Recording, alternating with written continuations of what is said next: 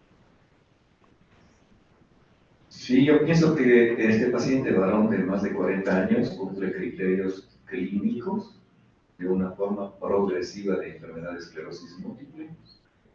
Y obviamente habría que complementarle con un estudio de líquido cefalorraquídeo, que es lo que nos daría un diagnóstico ya definitivo. Muy bien. Y la doctora Di Campo también acaba de escribir que también cumple criterios, doctor Mena. Ya, yo tengo un paciente parecido que estuvo por algunos lados. Le hice bandas oligoclonales, pero estas salieron negativas. O sea, uno de varones más o menos 50 años y ha estado 10 años ahí. Y el pobre paciente, o sea, se le descartó todo. O sea, se le ha podido descartar todito, las vitaminas, infecciones, autoinmunes y las bandas oligoclonales negativas, pero el paciente sigue empeorándose. Entonces, no sé si con bandas oligoclonales negativas, pero progresión, paciente para mí es una primaria progresiva y le puse como pues. Gracias, doctor. ¿Comentario adicional? Doctor. Bueno, Juan, en este caso en particular tenemos 2 años de una evolución o de un cuadro clínico progresivo y uno de los criterios de esclerosis múltiple primaria progresiva es que sea una evolución mayor a 1 año. Luego, los criterios adicionales es que se cumplan 2 de 3 criterios, o presencia de bandas, como ya lo he mencionado acá, que el paciente todavía no nos muestra los resultados. Luego que tenga más de 2 lesiones en la médula espinal. Del corte que pudimos observar, en ese corte sagital, a mí me impresiona que existieran más allá de 2 lesiones en la médula. Y 3, finalmente, que hay una diseminación en un espacio que lo tiene, ¿no? Se necesita 2 de 3 y el paciente en realidad tiene 2 de 3. Entonces, este paciente sin necesidad de bandas ya cumpliría con criterios de una esclerosis múltiple primaria progresiva. Y eso también como que hay pacientes en cambio en los que van a tener formas progresivas sin necesariamente tener lesiones cerebrales. Es decir, habrá pacientes que tengan un cuadro, un curso progresivo con más allá de 2 lesiones de médula espinal y bandas positivas, también van a cumplir un criterio de una esclerosis múltiple primaria progresiva. Excelente. Un comentario adicional. Perdón. Bueno, este paciente ha ido avanzando, le hice la resonancia de médula y realmente no le vi lesiones en médula. O sea, el paciente es una paresia espástica, varón, una pared. Tiene múltiples lesiones diseminadas en el céfalo, no sé, su experiencia en pacientes que tienen una enfermedad desmielinizante progresiva a nivel cerebral, sin bandas oligoclonales y sin lesiones. Por lo menos a veces las lesiones ¿cómo se llama? A veces ciertas lesiones en mi médula he visto que como que desaparecen, pero el diámetro de la médula se disminuye. Entonces, no sé si habrá tenido alguna vez. Gracias. ¿Listo? ¿No hay más comentarios?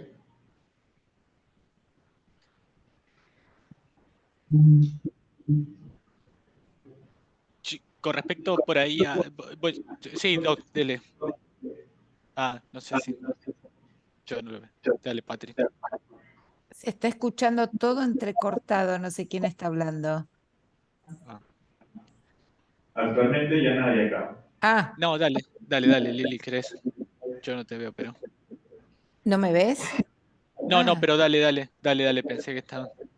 No, y retomando un poco ese paciente complejo que acaba de presentar el doctor, sí, por supuesto tiene la progresión, sí tiene las lesiones cerebrales, pero de pronto la ausencia de lesiones a nivel de la médula, la ausencia de bandas oligoclonales serían como una especie de bandera roja, porque en realidad ese paciente tendría solamente la progresión, que es lo inicial para hablar de una forma primaria progresiva de esclerosis múltiple, pero después se requieren siempre 2 de los 3, que son lesiones en el cerebro, lesiones en la médula, por lo menos 2, y si alguno de esos falta serían las bandas oligoclonales. Por eso me parece que es un paciente complejo en el cual no resulta fácil ponerle definitivamente el sello de que es una forma primaria progresiva de esclerosis múltiple, ¿no?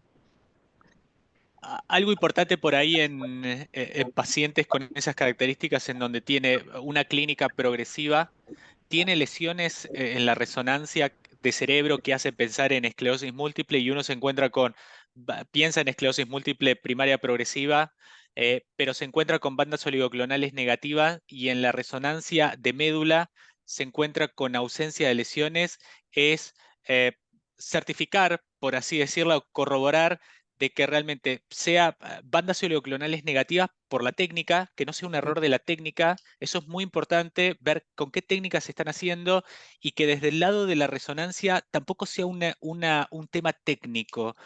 Sobre todo por algo que recién mencionaba el doctor, que la técnica de resonancia en la médula es una estructura muy chica y si no se usa un resonador que sea al menos de 1.5 Tesla, puede que corramos Sí. muchas veces el riesgo de no ver las lesiones en la médula. Y eso es un punto central. Uno muchas veces dice, no tiene lesiones en la médula y nos pasa mucho acá en Argentina de colegas que nos dicen, no tiene lesiones en la médula y cuando vamos a ver el aspecto técnico con el que se está haciendo la resonancia, vemos campos sumamente bajos con el cual se está haciendo la resonancia.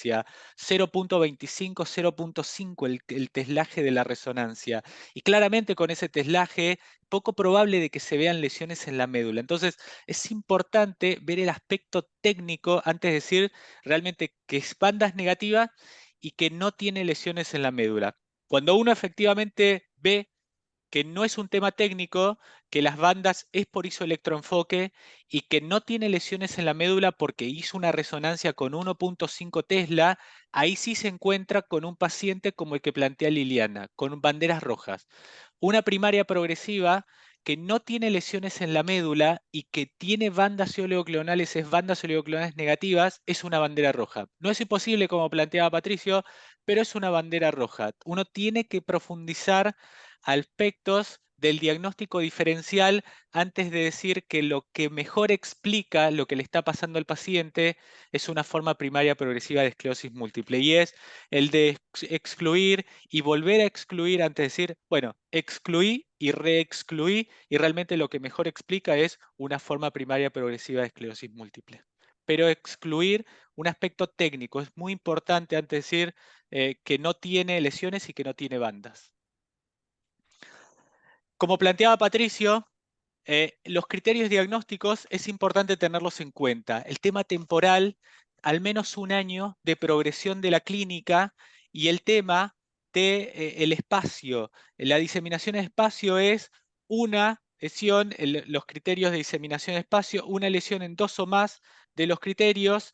Las lesiones en la médula tienen que ser en 2 o más lesiones en la médula y la presencia de bandas. Si el paciente tiene 2 de estos 3 criterios, está cumpliendo la diseminación en el espacio junto con el patrón temporal, es decir, progresando síntomas durante más de un año y excluyendo otras causas, estamos en presencia de lo que mejor explica lo que le está pasando al paciente es una forma primaria progresiva de esclerosis múltiple. Es decir, un paciente que tiene un déficit neurológico progresivo por al menos un año.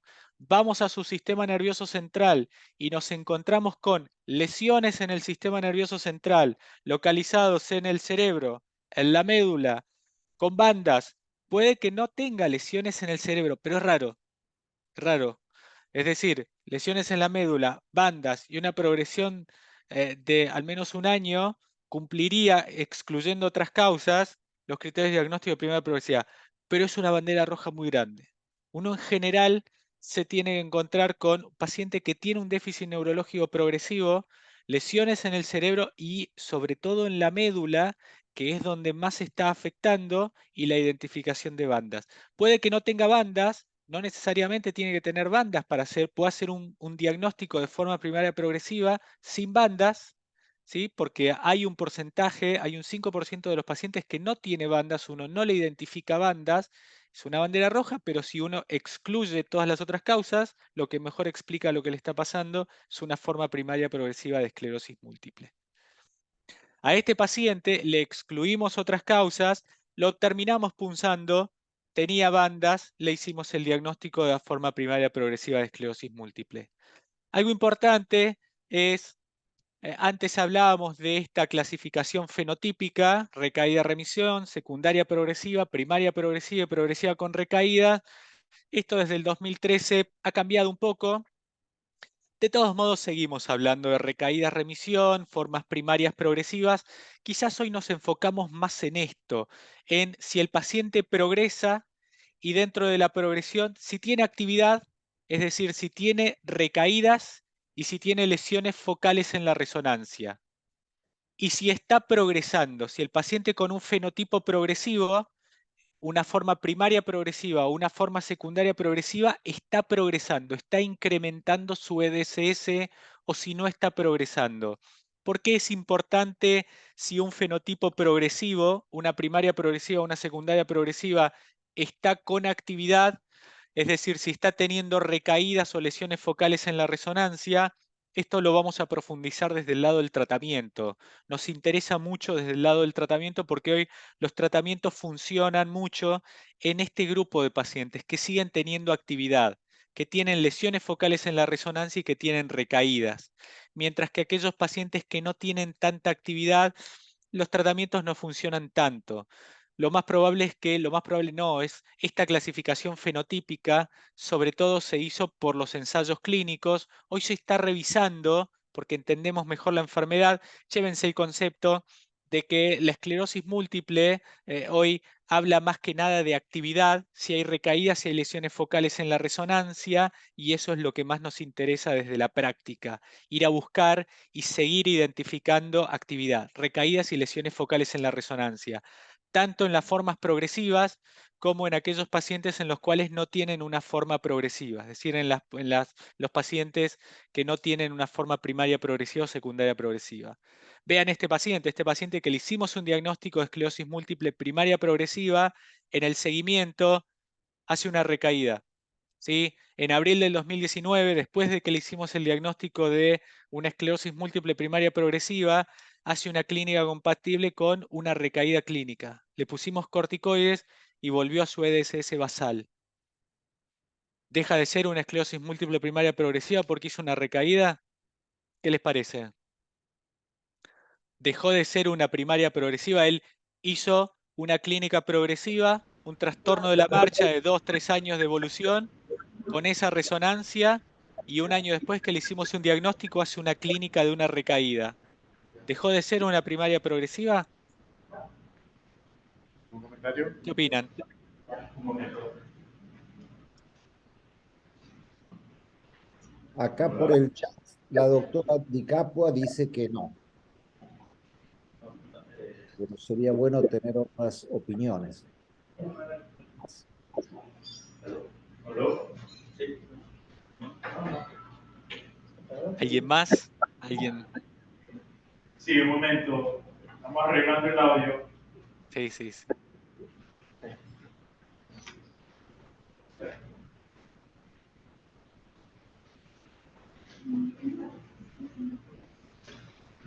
Un segundo, por favor.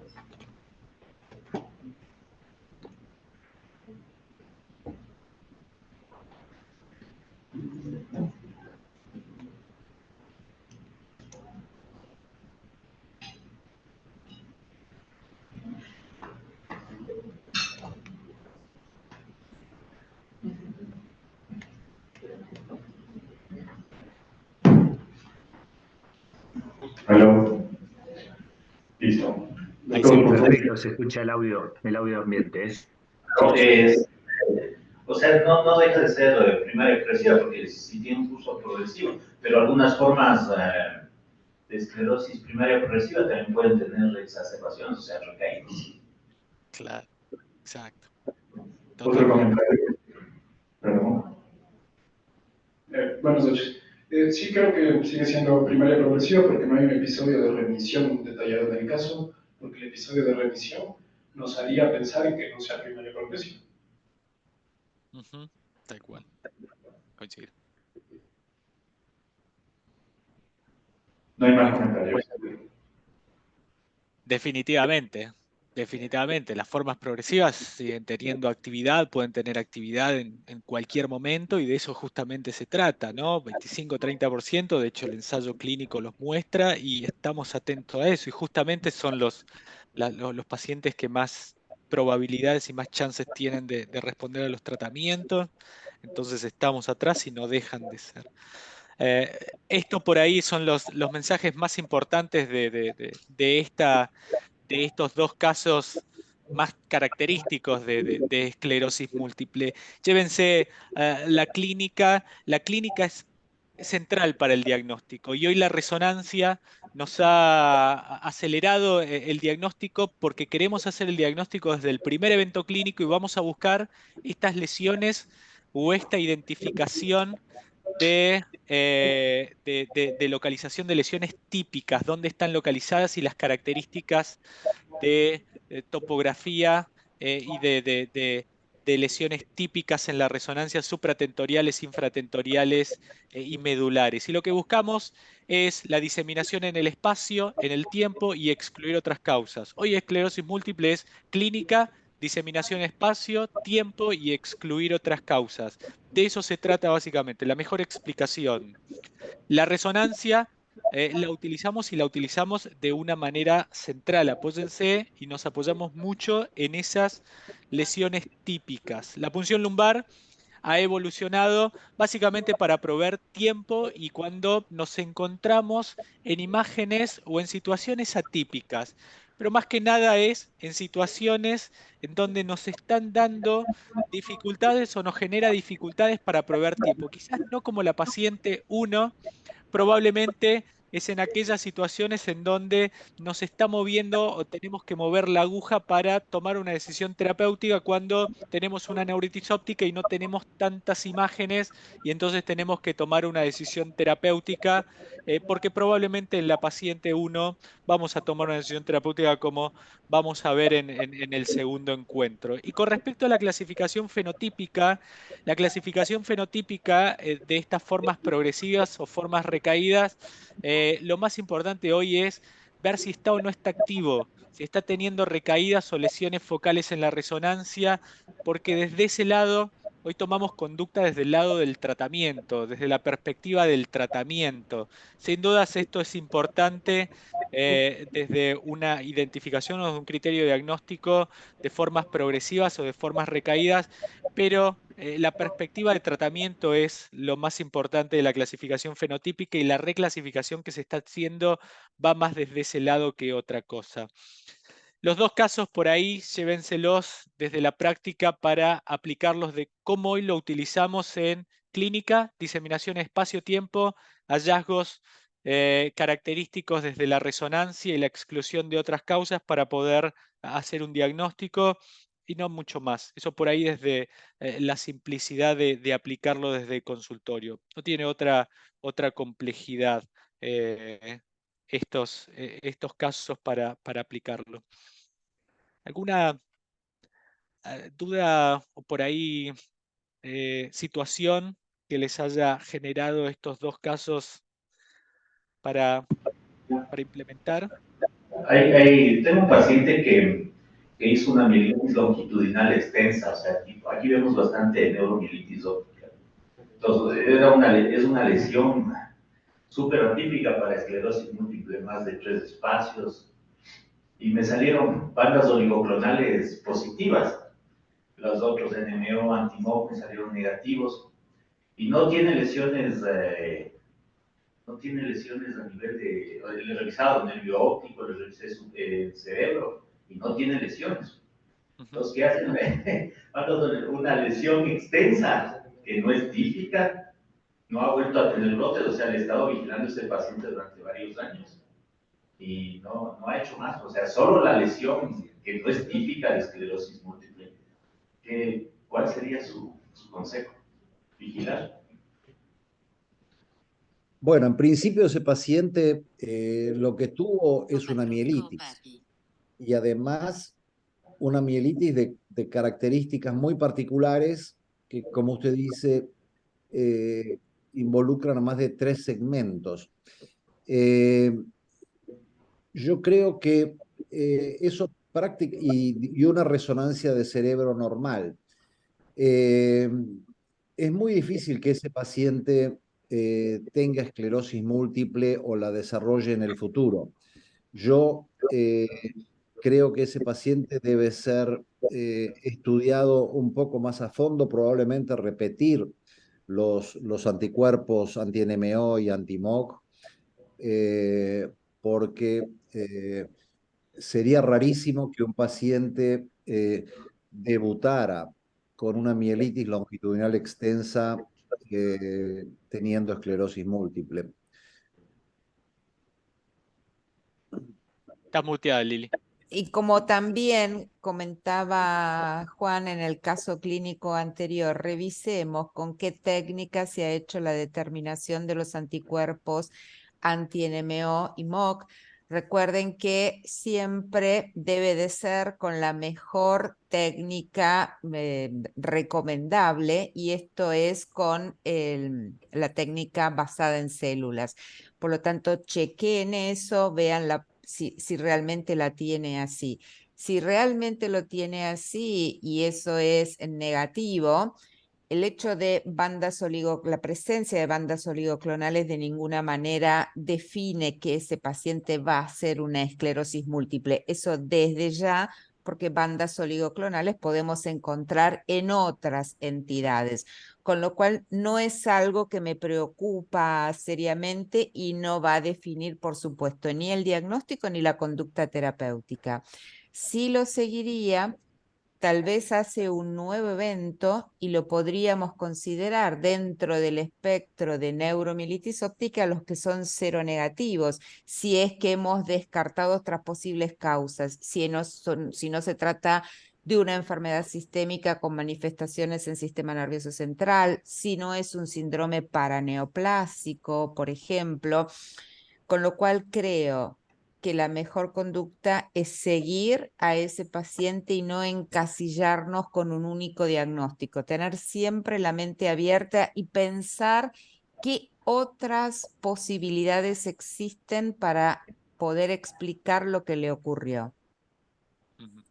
Recordemos que mielitis hay de muchas causas. Las más Sí, comunes son infecciosas, virales, posinfecciosas, sí, posvaccinales, posvaccinales. etcétera. Así que yo sería muy cuidadoso para hacer el diagnóstico definitivo de ese paciente. Muchas gracias. ¿Otro comentario? No, localmente no hay otro comentario. Excelente. Bien. Quiero compartir con ustedes este paciente. ¿Qué les parece? A ver, este paciente es un varón de 23 años, sin antecedentes, que en septiembre del 2019, por presentar 5 años de una cefalea pulsátil frontotemporal derecha, 3-4 episodios al mes de una intensidad 6, 7 en 10, que empeoraba con la actividad física habitual, acompañada de náuseas, fotofobia y sonofobia, impactaba en su calidad de vida. Un examen neurológico sin alteraciones, le hacen una resonancia e identifican estas imágenes hiperintensas en FLAIR. ¿Sí? Cerebro, lesiones supratentoriales, podríamos decir subcorticales. Si quieren, alguna imagen juxta,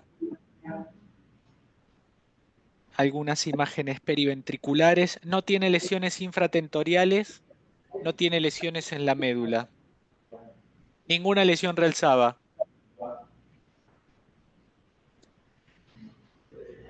Perfil inmunológico, infectológico, vitamínico negativo.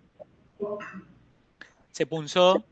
No tiene bandas oligoclonales en el líquido cefalorraquídeo, no tiene bandas en el suero. ¿Qué les parece? ¿Puede ser un diagnóstico de esclerosis múltiple?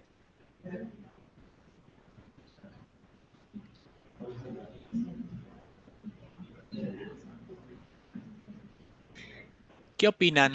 Esa imagen, esa resonancia, esa clínica, esa queja, sobre todo la resonancia, ¿no? Esas lesiones. Doctora. Podría tratarse de un síndrome radiológico aislado, porque no tenemos, que no tengamos las bandas negativas, de que tengamos bandas negativas. Sí. La clínica, que no tengamos la clínica del paciente, porque la clínica podría ser una migraña, nada más. Podría ser. Gracias, doctora. ¿Algún otro comentario? Sí, un momento. Yo tengo unos dos pacientes así, o sea, bueno, uno salió de las bandas oligoclonales positivas, pero eso es lo que comentar. Esos tipos de pacientes, luego de hacerles el diagnóstico diferencial, enfermedades virales y todo ese tipo de cosas, yo les vigilo y les vigilo y trato de hacerles resonancia, bueno, cada cierto tiempo para ver si existe diseminación en espacio y en tiempo. Así vigilo ese tipo de pacientes, porque no le veo tanto. O sea, veo otras vasculitis, enfermedades virales, bueno, todo ese tipo de cosas. Y vigilancia les aplico. Gracias, doctor. ¿Hay otro comentario? Buenas noches. Considero que no cumple criterios. O sea, si bien hay designación en espacio, pero no cumpliría criterios. Más bien, obviamente habría que descartar otras posibles causas. El cuadro inicial, como decía la doctora Irena, podría ser confundido con un cuadro migraña, pero si bien solo cumple designación en espacio, entonces más bien no cumpliría criterios diagnósticos por una esclerosis múltiple, tocará vigilar al paciente y eso funciona. Muy bien. No hay más comentarios. Sí, Excelente. el tema es que tampoco parecen, por el hecho de que el tamaño de las lesiones parece pequeñas, como sostiene la doctora Di Capua, son lesiones del tamaño que uno puede ver en un paciente con esclerosis múltiple en caso de que tuviéramos el diagnóstico. Recuerden que habitualmente las lesiones por migraña son prácticamente puntiformes, son subcorticales y la topografía que más les gustan es a nivel bifrontal, ¿no? Con lo cual uno diría, estas lesiones no son las que típicamente vemos en un paciente migrañoso. Obviamente este paciente clínicamente es una migraña, su neurólogo le hizo una resonancia probablemente en el contexto de estudio de un paciente migrañoso y descartar otras causas, y se encontró con este tipo de lesiones que no son de las que se ven en migraña, ¿no? Con lo cual, por supuesto que la conducta es el seguimiento, como muy bien dijeron ustedes, y estamos absolutamente de acuerdo.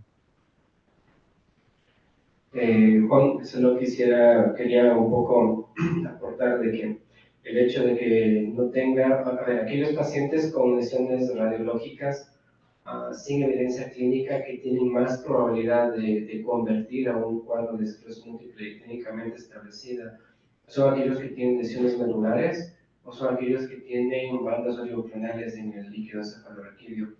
Y en este caso en particular no los tienen.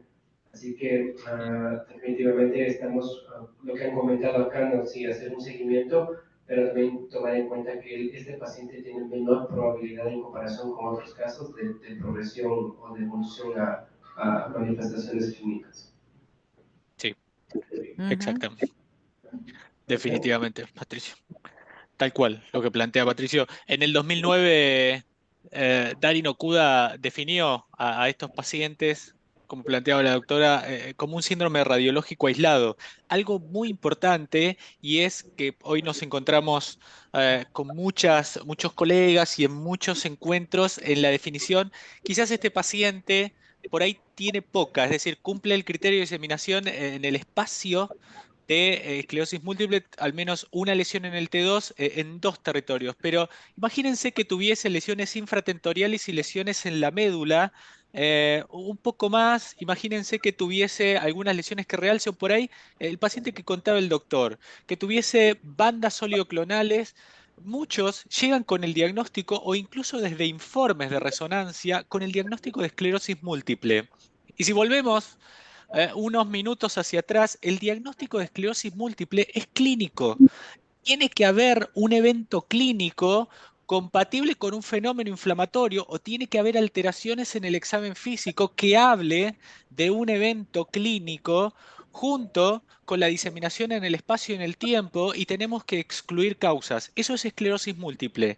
En el síndrome radiológico aislado, Darin Okuda lo definió en el 2009 y hoy lo seguimos manteniendo, tienen que ser un hallazgo incidental. Le tenemos que hacer una resonancia a una persona por un síntoma inespecífico. En general son migrañas, como tiene nuestro paciente, se golpeó la cabeza, o tiene un síntoma inespecífico que no forme parte de algo que nos haga pensar en un evento inflamatorio. Y en esa resonancia nos tenemos que encontrar con 3 de los 4 criterios de diseminación en el espacio de los viejos criterios Barkov: lesiones periventriculares, yuxtacorticales, infratentoriales y medulares.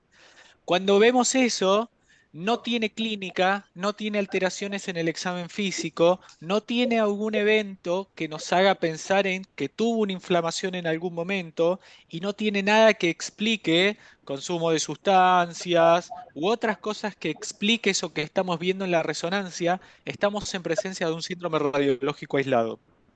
Es cierto que hay distintas categorías y hoy hablamos del síndrome radiológico aislado clásico, es decir, el que cumple los criterios de Okuda, 3 de los 4 criterios.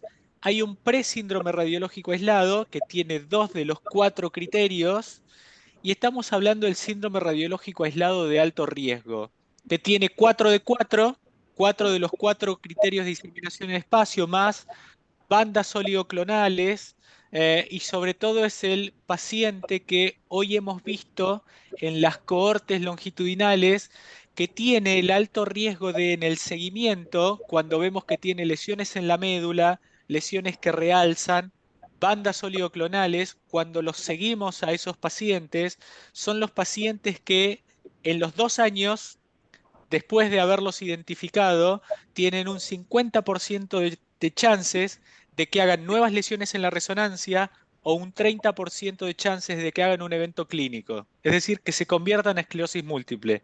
Por eso es que son los síndromes radiológicos aislados de alto riesgo. Mientras que los presíndromes radiológicos aislados, como en nuestro paciente, la probabilidad de que hagan un evento clínico, que tengan nuevas lesiones en la resonancia, es muy baja. Pero los de alto riesgo tienen más chances de tener o eventos clínicos o de tener nuevas lesiones en la resonancia. Son los de alto riesgo. Hay muchos estudios que los han estudiado, los han seguido, y hoy nos muestran de que están estratificados esos pacientes, estos sujetos. Los que tienen sobre todo lesiones en la médula, lesiones que realzan cuando los identificamos, o bandas oligoclonales, son los que tienen más probabilidades de tener o un evento clínico o nuevas lesiones en la resonancia, es decir, convertirse a esclerosis múltiple. Por eso es que los seguimos más de cerca. Algunos se juegan un poco más y los tratan de entrada. De hecho, hay un ensayo clínico que ha evaluado el tratamiento. Pero hoy probablemente la conducta sea seguirlos más de cerca, a todos, quizás más de cerca a aquellos síndromes radiológicos aislados de alto riesgo, esos que tienen lesiones en la médula o que tienen bandas, porque son los que tienen más probabilidades de hacer un nuevo, o hacer un evento clínico o tener nuevas lesiones en la resonancia. Incluso hay una propuesta de recategorizar los criterios diagnósticos y hacerlos un poco más laxos. No tener que tener tantas lesiones en la resonancia, sino que con tener al menos una lesión en el T2, sí, o una lesión en la médula, o lesiones que realzan, o bandas oligoclonales, ya decir que es un síndrome radiológico aislado. ¿Para qué? Para seguirlo más de cerca o eventualmente ver si se los trata. Básicamente, hoy el mensaje es: en síndromes radiológicos aislados no es una esclerosis múltiple, porque no tiene clínica. Pero es importante identificarlos, seguirlos de cerca, sobre todo los primeros 2 años, con resonancias, con la clínica, y estar atrás. Si hay una progresión clínico-radiológica, por supuesto, tratarlos, porque estamos viendo un paciente que se convierte en esclerosis múltiple. Al momento del diagnóstico, terminar de estudiarlos, ver que no tenga lesiones en la médula, evaluar si tiene bandas oleoclonales en el líquido cefalorraquídeo y sobre todo ver que no tenga otra causa que le esté generando esto. Y estar atentos, porque algunos pacientes tienen alto riesgo de progresar. Y en la progresión, eventualmente no, ante la progresión, tratarlos porque estamos viendo una esclerosis múltiple temprana. Eso hoy es la conducta y el manejo del síndrome radiológico aislado. En mi caso tuve un paciente padecido de 19 años que así por una migraña se le descubren de este tipo de lesiones y le hacen bandas oligoclonales y le salieron positivas. Entonces todavía había esto recién comenzaba esto del síndrome radiológico aislado. Entonces yo le comencé con interferones, generalmente es lo más suave, ¿no? Y hace una hepatitis por interferones, así que le tengo ahorita solo le tengo vigilado a este paciente realmente. Entonces, eso es un poquito también, pero comenzar con interferones también da sus riesgos, ¿no? Claro. Ujú. Sí, sí, sin dudas. Hoy, por supuesto, ningún medicamento es gratis en todo sentido, no solo desde el lado económico, sino desde el precio que pueda llegar a pagar los pacientes. Pero por otro lado, está esto, ¿no? El beneficio de estar eventualmente tratando una esclerosis múltiple muy temprana. Y eso es del otro lado lo que hay en el síndrome radiológico aislado de alto riesgo. El paciente en el cual tiene 3 de los 4 criterios, es decir, lesiones, cuando vemos un paciente que tiene lesiones que realzan o lesiones en la médula y bandas y no ha tenido eventos, esto de tratar temprano, lo que postulan quienes tratan a esos pacientes temprano es bajo el principio de estar tratando una esclerosis múltiple muy temprana. Y cuando se ven los resultados del estudio de dimetilfumarato, que es quien hoy ha presentado los datos del ensayo clínico en síndrome radiológico aislado versus el no tratamiento, lo que muestran justamente es eso, es el tratamiento en pacientes con esclerosis múltiple temprana y evitar la conversión o la aparición de nuevas lesiones en la resonancia o un evento clínico en esa instancia muy temprana. Pero hoy justamente lo que estamos viendo o estamos indicando es en esos pacientes de alto riesgo, esos pacientes que tienen todos los criterios, más bandas, más lesiones dado positivo. En los otros, hoy la conducta es el de ser conservadores, el de controlarlos, no salir a tratarlos por esto, porque todavía no tenemos toda la evidencia para decir que estamos viendo esclerosis múltiple temprana. Probablemente en el futuro la tengamos y tomemos otra conducta de ser más agresivos en todos. Pero hoy es ser más proactivos en los que tienen más actividad. No manejarnos así en todos. Individualizar el síndrome radiológico aislado.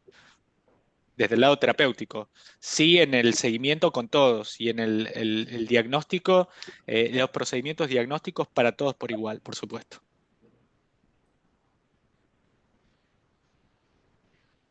¿Algún comentario? ¿No hay comentario por acá? Bien. Es un tema interesante sobre el cual antes teníamos mucho más controversia, hoy se fue allanando un poco más. Yo quisiera Bien. hacer un comentario, Juan, si me Claro, sí, permitís. claro.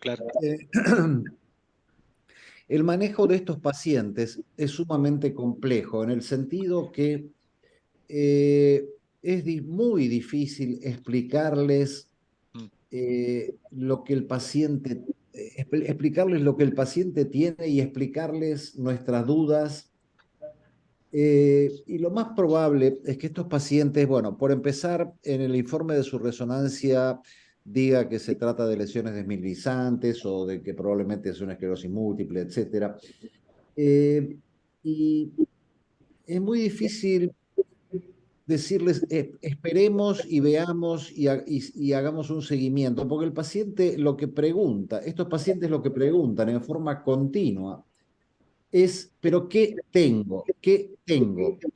Y obviamente no se le puede decir que tiene una esclerosis múltiple, sino que tiene algo que se llama síndrome radiológico aislado y que tiene determinado riesgo de convertirse en esclerosis múltiple, etcétera. Tengan cuidado porque estos pacientes son pacientes que consultan a otros médicos pensando que nosotros no sabemos lo que tiene o que no sabemos qué hacer con ellos.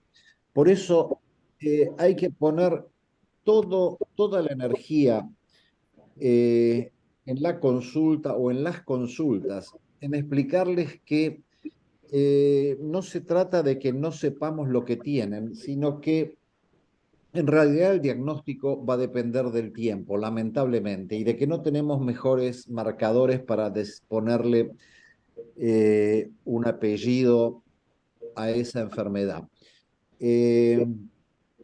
Yo sugiero con estos pacientes poner el máximo empeño, porque basta que el paciente se sienta algo insatisfecho o inseguro con lo que ustedes dicen para que vea a otro médico y otro médico probablemente que sepa mucho menos que nosotros le diga tiene esclerosis múltiple o tiene tal cosa, inicia un tratamiento equivocado, etcétera. Por eso, cuidado con estos pacientes. Estos pacientes son difíciles de manejar. Nada más, gracias. Sí. Sí, tal cual. O sea, la evidencia lo ha, lo ha clarificado algo desde el lado teórico, pero desde el lado práctico son muy complejos, es muy cierto. Y desde el lado del acceso, cuando uno ve eventualmente una progresión radiológica, el paciente tiene es un síndrome radiológico aislado. No progresa clínicamente, pero sí progresa radiológicamente, y la mejor explicación es un fenómeno inmunológico de tipo de esclerosis múltiple, y uno quiere salir a regularlo desde el lado del medicamento, desde el lado del acceso es muy complejo. ¿Cómo uno justifica? Porque no es una esclerosis múltiple. El paciente nunca hizo un evento clínico y no cumple criterios de esclerosis múltiple, nunca tuvo clínica, pero estamos viendo una esclerosis múltiple, abajo claramente es una esclerosis múltiple, pero no cumple criterios de esclerosis múltiple, nunca hizo evento clínico.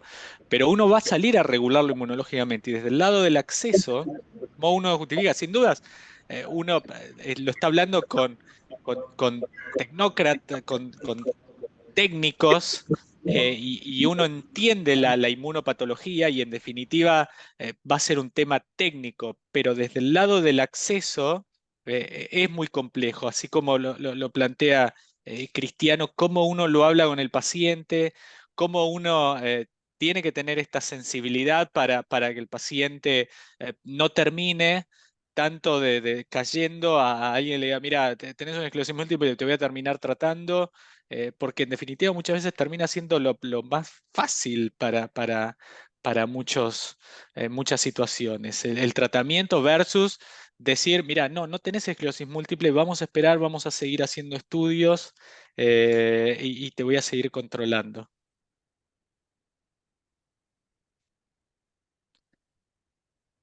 Bien.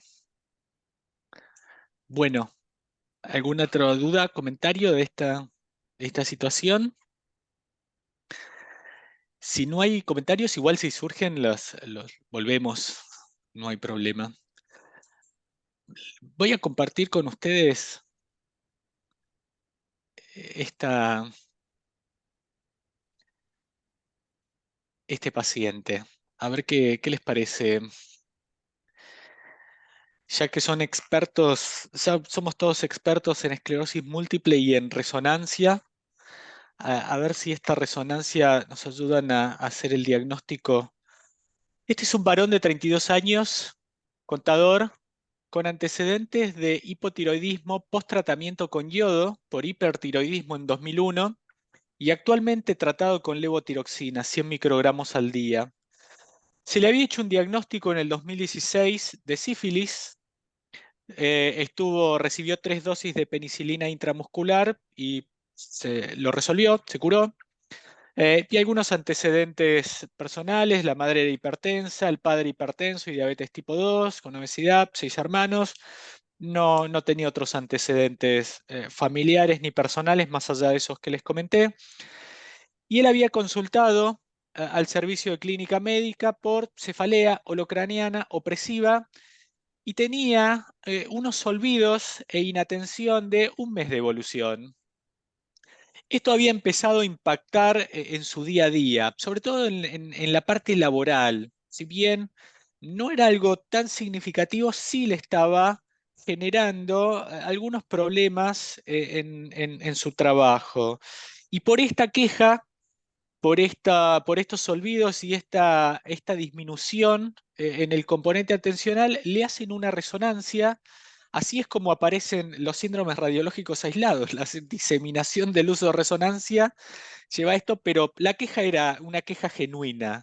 Esta queja le impactaba en su funcionalidad. Esta es la secuencia de Flair, desde abajo del infratentorial supratentorial, nada. Pero acá, cuando empezamos a subir, empiezan a aparecer algunas imágenes hiperintensas que ya no son tan normales. No es tan normal la resonancia. Fíjense que empiezan a aparecer algunas imágenes profundas y algunas imágenes en el cuerpo calloso, ¿sí? En el esplenio del cuerpo calloso, confluentes. Voy a correr esto. La imagen, algunas imágenes más focales, pero algunas imágenes un poco más difusas y confluentes, ¿sí? Periventriculares, algunas subcorticales,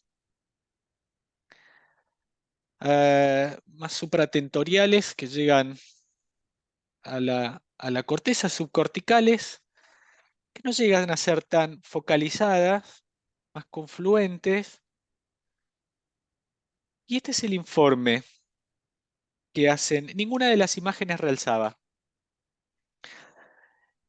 Tanto en Flair como en el T2 la describían como estas imágenes subcorticales, yuxtacorticales, sobre todo frontales, asimétricas, con tendencia a la confluencia, ¿sí? Afectaban el istmo y el esplenio del cuerpo calloso.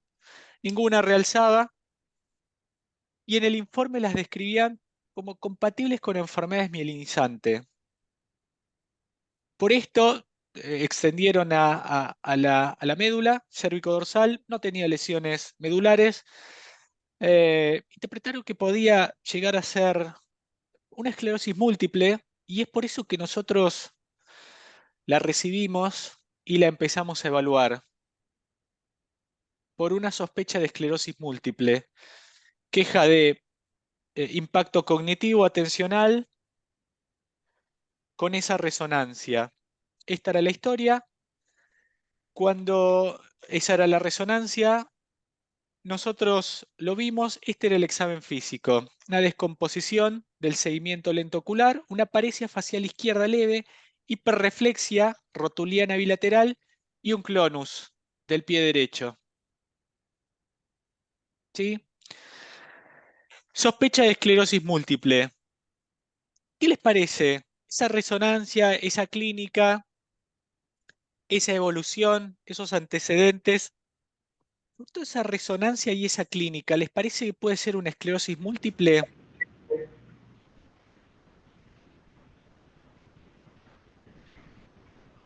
La doctora Di Capo pregunta si el paciente tenía algún factor de riesgo cardiovascular. Y de hecho no tenía ningún factor de riesgo cardiovascular, ¿eh?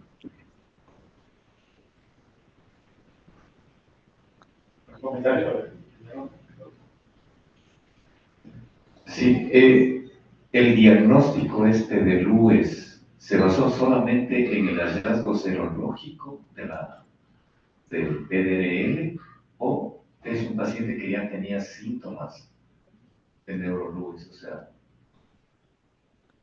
No, no era, digamos, una neurosífilis el diagnóstico que se le hizo al paciente. Él tuvo Una serología Exactamente, serología positiva, de hecho fue visto en su momento, esto es la historia que nos relató el paciente por infectología, e hizo tratamiento con penicilina. Eso es lo que nos contó el paciente. Es muy interesante porque este paciente obviamente tiene imágenes supratentoriales, no se ven imágenes infratentoriales ni medulares, pero tiene una clínica de un deterioro cognitivo y tiene también un par craneal, como es el séptimo, que hace pensar que podría tener tal vez un compromiso también periférico, o sea, meningio. No sé si es que hubo reforzamiento de contraste, por ejemplo, o sea, no había reforzamiento de las lesiones, pero a lo mejor reforzamiento meningio en la resonancia, que no lo vemos ahí. No, nada realzaba. Nada real, es muy buena la apreciación, pero no, nada le realzaba. O sea, estamos hablando de un hallazgo muy atípico, con imágenes que tampoco son muy características, porque incluso se encuentran imágenes confluentes, que no diría que la esclerosis múltiple es una de las probabilidades que menos debería pensarse en este paciente. Exacto. Gracias, doctor. Creo que había un comentario de la doctora Di Capua, de acá no lo podemos leer, no sé si nos llevan leyéndolo. Sí, la doctora dice, si bien los síntomas son raros, pero el examen físico es muy diseminado en espacio, ¿sí? Podría plantearse en una vasculitis.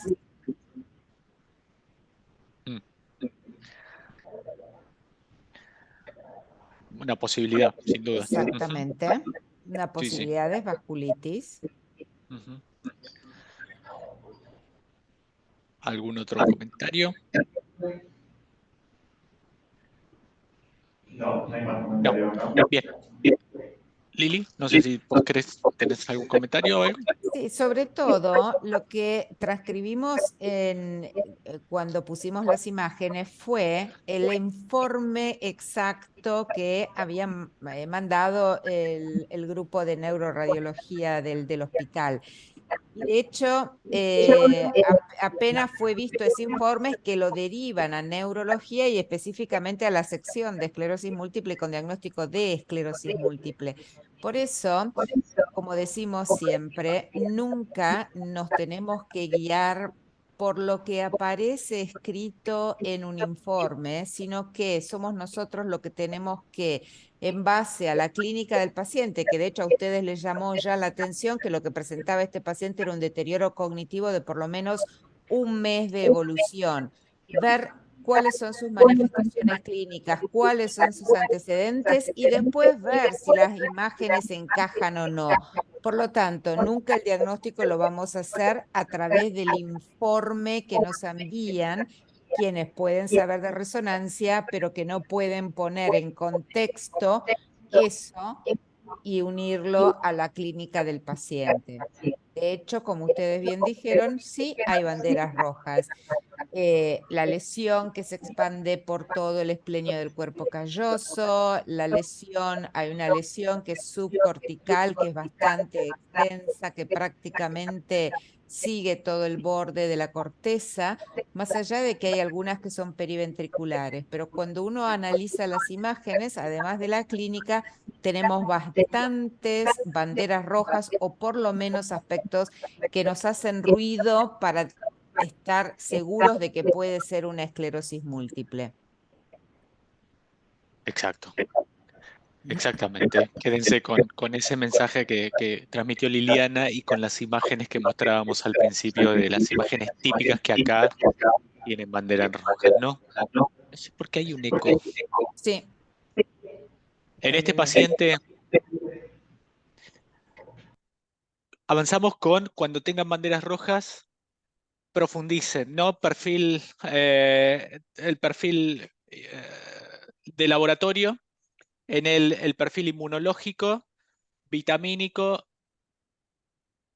lo completamos y vimos un déficit de B12 ahí por debajo del límite hasta Ujú, 200. ujú. De vitamina D nos llamó un poco la atención, pero el resto del perfil inmunológico no tenía alteraciones. Lo punzamos. Esto es una de las indicaciones de punción lumbar para, por supuesto, ir a buscar todo lo que es el físico-químico, el citológico, ir a buscar que no tenga infecciones dentro del sistema nervioso central, y la identificación de bandas. La identificación de bandas oligoclonales en el líquido cefalorraquídeo es, cuando tengan dudas, vayan a buscar bandas. No solamente es el componente de diseminación en tiempo, sino la indicación previa al 2017, y también sigue siendo la actual, es, cuando tengan dudas, la identificación del perfil tipo 2 justamente los va a ayudar a entender si es un componente inmunológico, pero contextualizado. Yo recién lo escuchaba al doctor, que es importante ponerlo en contexto. No, muchas veces no tiene ninguna lesión en el cerebro, no tiene ninguna lesión en la médula, o ve una lesión longitudinal larga y va a buscar bandas. Y esa identificación de bandas, sin dudas, cuando las ve, le puede dar un patrón inmunológico, pero no más que eso.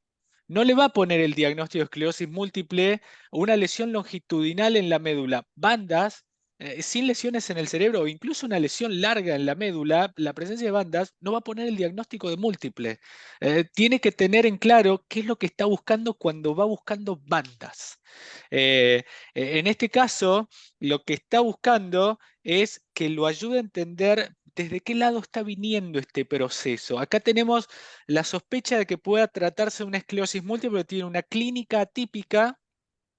No es imposible que una esclerosis múltiple pueda tener un deterioro cognitivo, pero es raro. Mm, Tiene lesiones en la resonancia que no son tan típicas, pero no es imposible que tenga este tipo de lesiones. Es decir, tiene algunas lesiones focales, pero tiene algunas lesiones confluentes que no son tan típicas. De ahí la importancia de la identificación o no de bandas.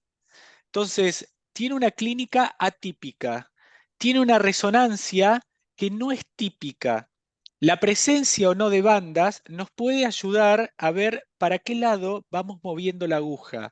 No tiene bandas en el líquido cefalorraquídeo, tiene un patrón tipo 1, que es normal.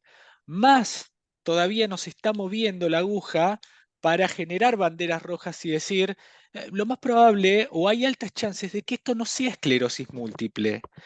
Pero no estamos viendo algo que es imposible que sea esclerosis múltiple. Tiene una clínica que es atípica pero no imposible. Tiene una resonancia que es atípica pero no imposible. Ya la presencia de un líquido normal nos empieza a mover la aguja para decir, y esto es muy probable que no sea esclerosis múltiple.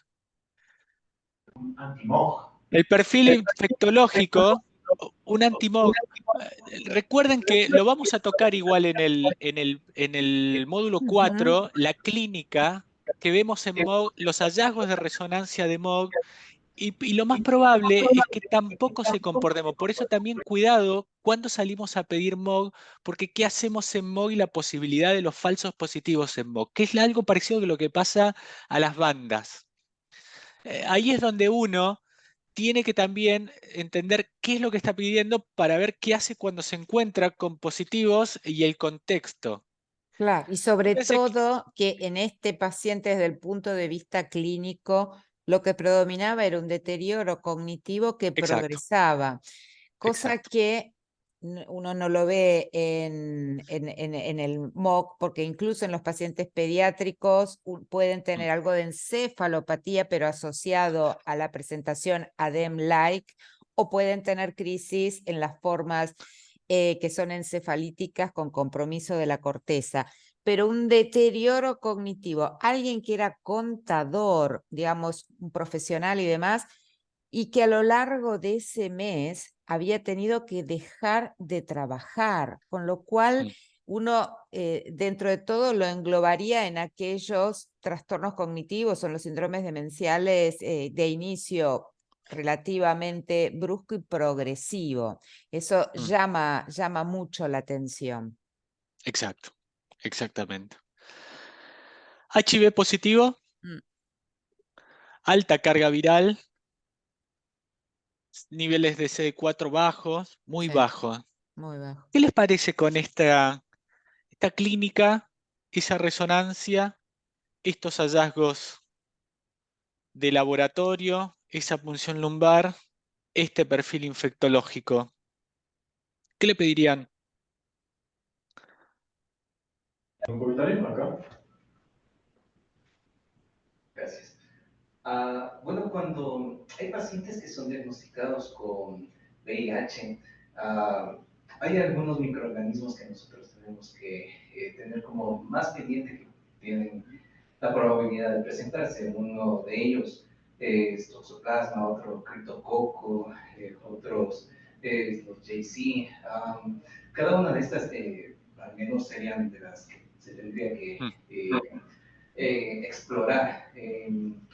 Y es interesante porque, por ejemplo, una de las sospechas que yo pensaría sería cripto, porque una manifestación suele ser, en estos casos de VIH, también a nivel cerebral. Gracias. La doctora Daniela por chat está escribiendo JC virus. Con lo cual sí, por supuesto, por el deterioro progresivo, exacto, ¿no? Y por el compromiso cognitivo. ¿Otro comentario? ¿No hay más comentarios? No, perdón, un comentario más. Y también por el patrón radiológico, el tener esas lesiones confluentes, diseminadas en sustancia blanca hacia el lóbulo frontal, es como el fenotipo radiológico de un placaceno. Sí.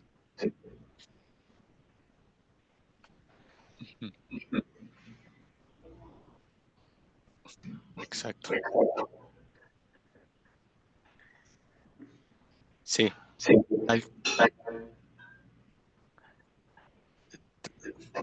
Tal cual. Coincido que cuando hay un HIV y el recuento de CD4 es muy bajo, la posibilidad es enorme, pero el patrón radiológico, la clínica es bastante característica, y los hallazgos en la resonancia, esas imágenes en resonancia, son bastante característicos. Él es un JC positivo, es una LMP. No sé, Lili, si querés comentarlo. Sí, Algo. de hecho, el diagnóstico final de este paciente fue una leucoencefalopatía multifocal progresiva, asociada, por supuesto, a la presencia del virus JC en el líquido cefalorraquídeo. Incluso, ustedes vieron que en este paciente había algunas lesiones que tenían una disposición periventricular que las mostró, las señaló Juan cuando describía las imágenes. Y de hecho, incluso en este tipo de pacientes pueden aparecer lesiones que se las conoce con el nombre de esclerosis múltiple like. Pero por supuesto que todo lo tenemos que poner en el contexto. ¿Qué es lo que predomina en este paciente? Un deterioro cognitivo que fue progresivo y a lo largo de un mes, porque podría tener esas lesiones periventriculares, pero todas las demás llamaban muchísimo la atención. Ausencia de bandas oligoclonales en el líquido cefalorraquídeo, el antecedente de esa sífilis, con lo cual nos planteaba que podía tener, si bien no tenía adicciones, o por lo menos no nos confirmó que tenía adicciones a drogas endovenosas, pero sí ciertas conductas sexuales de riesgo. Entonces, hacer énfasis en descartar la patología del HIV y lo que puede venir asociado a ella, ¿no? Con lo cual después hizo tratamiento por HIV, pero digamos, el deterioro cognitivo siguió progresando y de hecho la evolución de este paciente no fue buena. Exacto. Yo creo que acá el mensaje por ahí más importante, o que queremos compartir, tiene que ver con llévense la clínica atípica. Cuando se encuentren con una clínica atípica, que es esto que planteaba Liliana, un deterioro cognitivo progresivo, no es imposible, pero es atípico. Los hallazgos de resonancia atípico, quédense con las cosas, los hallazgos de resonancia típicos que vimos al comienzo y estos hallazgos atípicos. No es imposible estos hallazgos de resonancia, pero es atípico. Y los hallazgos en el líquido cefalorraquídeo atípicos, es decir, la no identificación de bandas oligoclonales. No es imposible en esclerosis múltiple, pero les tiene que llamar la atención. Cuando empiecen a ver estas cosas atípicas, es que tienen que profundizar para ir a buscar otras cosas. Busquen, busquen y busquen. Sin duda, si uno no encuentra otras causas, quizás lo que pueda estar explicando, mejor explicando, es una esclerosis múltiple, pero son banderas rojas. De eso se tratan estos casos atípicos. Cuando encuentren cosas atípicas, estén buscando otras cosas, como son Exacto. estos casos. Yo creo, Exactamente. Juan, Y que no sería bueno. guiarse, no, termino esto, no guiarse por ningún informe. Son ustedes los que Exacto. conocen el paciente, por lo tanto, más allá de lo que pueda aparecer escrito, son ustedes los que van a relacionar esos hallazgos con lo que le está pasando al paciente. Sería bueno, Juan, si pudieras volver a mostrarnos las imágenes y que señalaras cuáles imágenes en esa resonancia son típicas y cuáles son atípicas de esclerosis múltiple, Sí. porque las vimos muy apurados y yo creo que sería bueno que veamos sobre todo las que son atípicas, ¿no? Sí. Y recalco lo que dijeron Juan y Liliana antes, no basar el diagnóstico en un informe de resonancia, ser muy críticos con la resonancia, porque somos nosotros quienes conocemos la clínica. Bien, esas lesiones podrían tranquilamente corresponder a una esclerosis múltiple, todas las que estamos viendo acá. Sí, a ya mi que está entender. señalando Juan, sí. ¿Ves? Todas esas, perfectamente. Llama un poco la atención todo lo que va por el esplenio del cuerpo calloso, ¿no? Toda esa hiperintensidad. Eso no es común de ver en múltiple. Y después estas lesiones. Eso es lo llamativo. Ujú, Llamativo. exacto. Sí, Sí. la médula era normal, sí. Bien. Bien.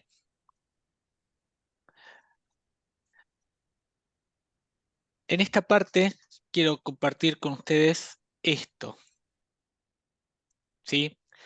Que es un poco lo que recién mencionábamos, el tema de lo que son banderas rojas desde la clínica, desde la resonancia y las posibilidades, que tampoco es entrar en cada uno de estos detalles, es volver al tema de esclerosis múltiple, es cuando la clínica es focalizada.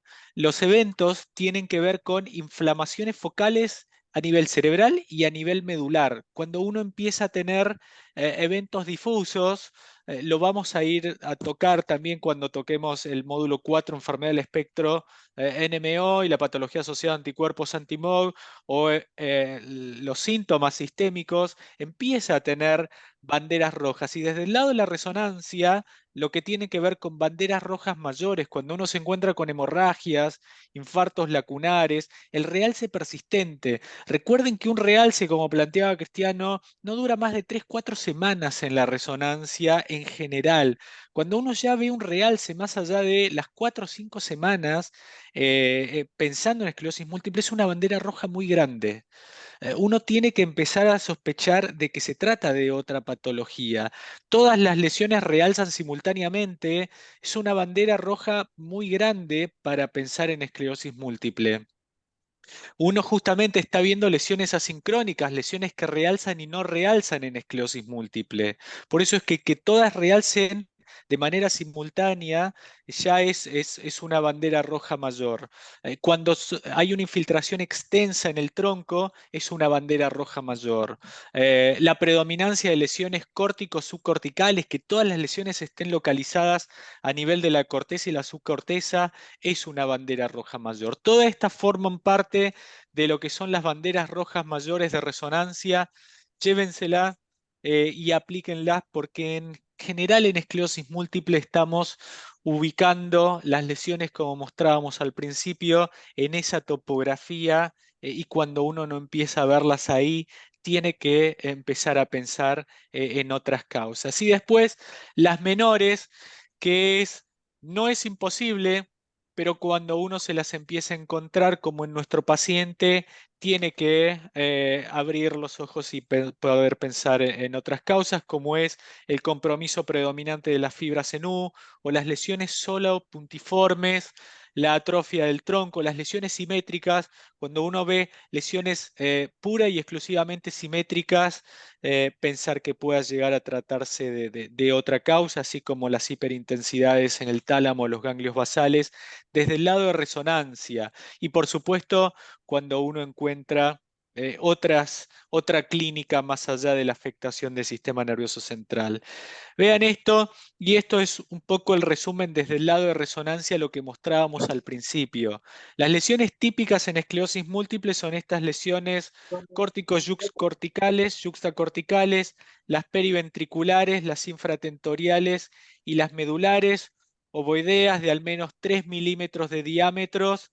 Y es lo que vamos a encontrar cuando uno se encuentra con estas lesiones puntiformes, bien chicas, o eventualmente estas lesiones confluentes, que no puede identificar en qué punto empiezan o dónde terminan. Ya empieza a generar estas banderas rojas. No tienen claro cuál puede ser la causa, pero tiene que empezar a dudar del origen de esclerosis múltiple. Y algo que estamos utilizando bastante cuando empezamos a tener dudas, por supuesto cuando tenemos acceso, tiene que ver con el signo de vena central, que es el ir y meternos en las lesiones. Si bien esto lo hacemos más por ahí desde el lado académico, lo estamos empezando a implementar desde el lado de la asistencia. Es en la mayor parte de las lesiones poder ver adentro de la lesión la vena central, que es bastante característico en más del 60-70% de las lesiones de esclerosis múltiple. Esto en enfermedad del espectro NMO, en lesiones de origen vascular o en otro tipo de lesiones no se ve. Esto es prácticamente patognomónico de esclerosis múltiple, el ver la vena central adentro de la lesión, que es característico de esclerosis múltiple. Por supuesto que desde la práctica de líneas del consultorio hoy no es tan accesible, pero en un futuro relativamente cercano quizás lo podamos utilizar en aquellos pacientes difíciles. De todos modos, en la práctica clínica seguimos aplicando mucho del sentido común, que es la clínica, los hallazgos en resonancia típico, la utilización de las bandas oligoclonales y por supuesto los datos de laboratorio, el perfil inmunológico, infectológico y vitamínico, y en aquellos pacientes en los cuales seguimos teniendo dudas, el seguimiento longitudinal, ser conservadores. Por ahí lo más importante de este módulo de criterios diagnósticos y diagnósticos diferenciales tiene que ver con los criterios diagnósticos. No han sido aplicados no son patognomónicos, es decir, no los vamos a aplicar y nos van a dar el 100% o no tiene una precisión del 100% de especificidad y sensibilidad. Por eso es que si los podemos aplicar a un infarto cerebral o a una enfermedad del espectro NMO, y podemos hacer un diagnóstico de esclerosis múltiple. Por eso es importante tener un criterio.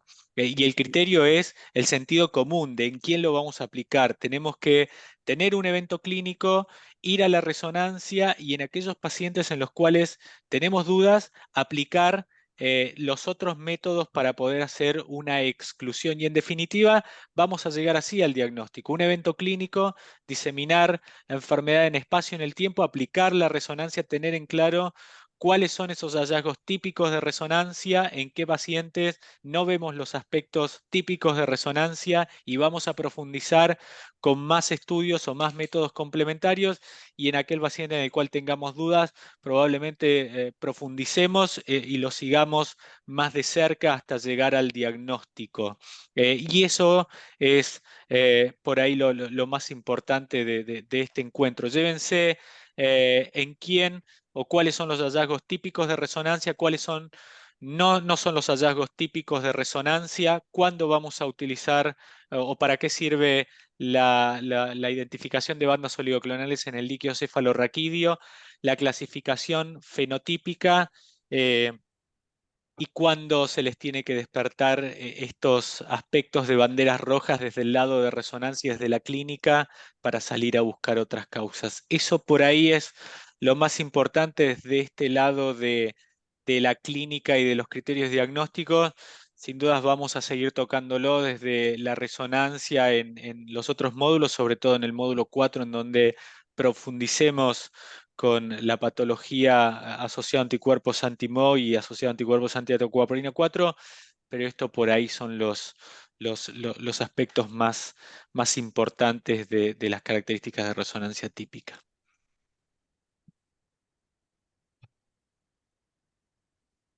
No sé si hay alguna duda, pregunta, situación práctica típica que puedan llegar a tener, que quieran traer. Hola, ¿algún comentario?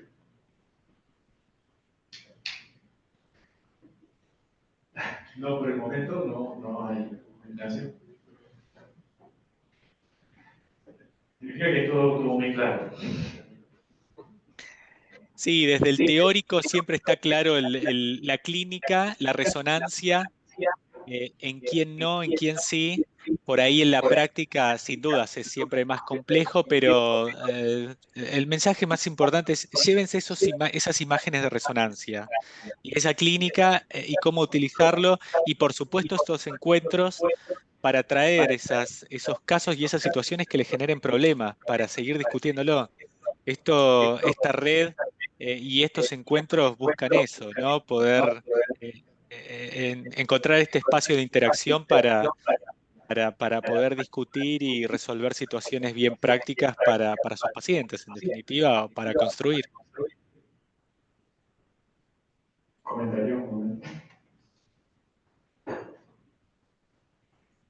Gracias, buenas noches a todos y muy amables por su presentación, doctor Rojas, como siempre, impecable. Yo la verdad quiero hacer solo un comentario y primero quiero agradecer el tiempo que ustedes también están tomando para compartir sus conocimientos en base a los casos clínicos, que como bien dice el doctor Rojas, pues en la parte teórica pues podemos memorizar inclusive los criterios, las imágenes, pero otra cosa es tener casos reales de pacientes verdaderos a los que, como todos hemos visto aquí, de alguna manera ha existido dudas, inclusive diagnósticas, y que hay que hacer un análisis un poco más profundo, cumplir, como usted dice, saber cuáles son los criterios, no catalogar a los pacientes, como dijo la doctora Lili, por un informe radiológico o por un signo aislado, ¿no? O un síntoma, digamos, que no coincide con la clínica de esclerosis. Entonces, yo creo que es muy valioso esta presentación de casos aplicando todos los criterios, tanto clínicos, radiológicos, de laboratorio, porque al final todos aprendemos que pacientes y sus diferencias, tanto clínicas como radiológicas, existen y no siempre podemos encajarlas en una sola enfermedad. Entonces, yo les agradezco de antemano y espero seguir poder compartiendo con todos ustedes, tanto con los colegas de aquí como allá, estos conocimientos, sobre todo viniendo de personas como ustedes que tienen una amplia trayectoria y una gran experiencia. Un saludo fraterno, Angélica, desde Ecuador. Gracias. Muchas gracias. Gracias, doctora, por comentario. Bueno, Juan, doctora Liliana, doctor Edgardo, Guillermo, muchas gracias por este excelente primer módulo. Hemos aprendido muchísimo. Desde acá les vamos a dar un fuerte aplauso a los tutores. Como siempre, su presentación de primer nivel y les quedamos eternamente agradecidos. Quiero también dar gracias al sponsor, gracias Mario, muchas gracias a Novartis por toda la logística y no sé si tengan algún comentario adicional, pues nos estamos mirando en un mes. No sé, Mario, si quiera. Bueno, simplemente gracias a ustedes por darnos esta oportunidad de participar. Para nosotros como compañía, como lo he comentado anteriormente, dentro de nuestra responsabilidad es precisamente generar espacios para poder mejorar la educación continua de cada uno de nosotros como médicos, ¿no? Excelentes presentaciones, doctores, como siempre, ustedes se pasan. Me parece que estuvo muy bien hecho el sistema de casos clínicos, los felicito. Y bueno, de parte de Novartis, simplemente muchas gracias a todos. Gracias. Gracias.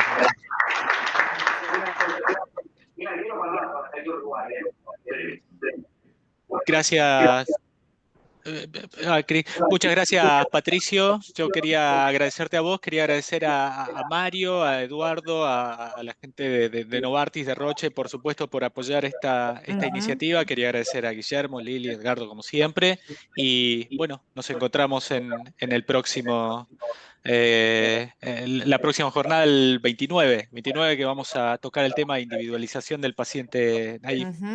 Y vamos a profundizar con más casos. Y por supuesto los invitamos, como planteaba la doctora, traigan las dudas, las situaciones de la práctica, porque la idea es poder discutirlas y poder resolverlas, ¿no? Poder tocarlas para que puedan implementarlas y llevarlas al consultorio. Ese es el objetivo de estos encuentros.